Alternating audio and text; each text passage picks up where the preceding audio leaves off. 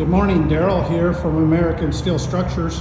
Just wanted to brave the rain and cold this morning to do a little video on our vertical metal orientation garage out here on our lot. This is a demo unit that we have built here to kind of display, and I'm on the inside of the building because I want to talk about two things.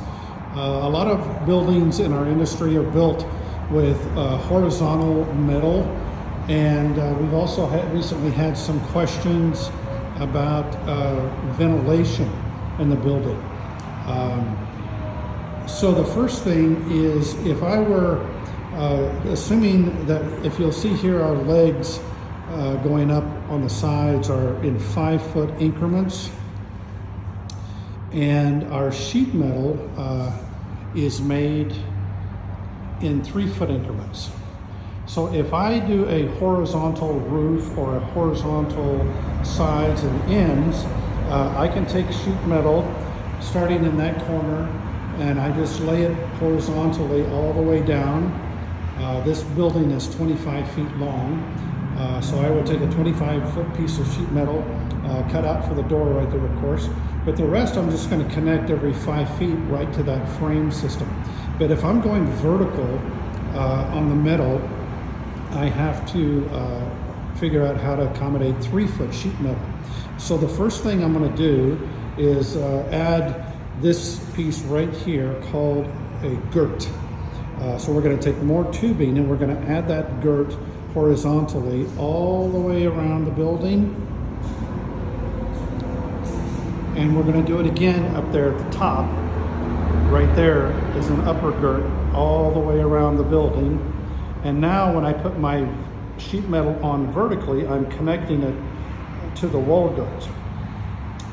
So I'm adding a fair amount of structural addition to this building when I select vertical metal. Same on the roof.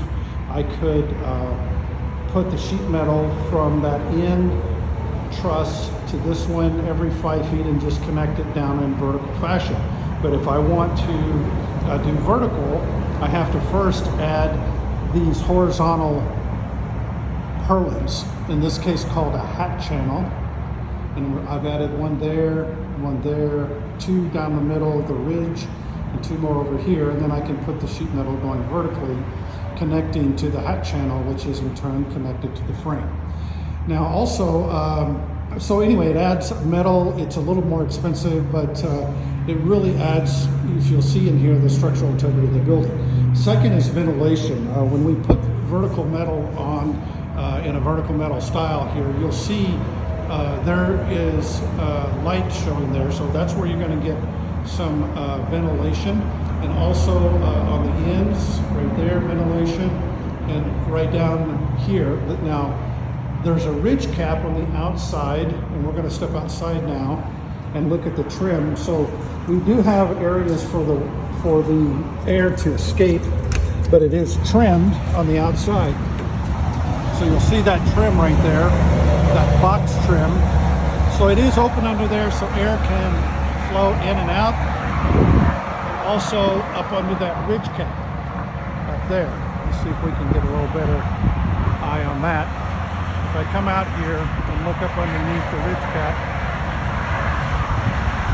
I can now see where I have air ventilation coming out of the ridge cap and on the eaves. So if you're worried about ventilation, you don't really need to in this case. Like I said, the light shows you we have the trim that'll keep rodents and that sort of thing out, but it does allow airflow.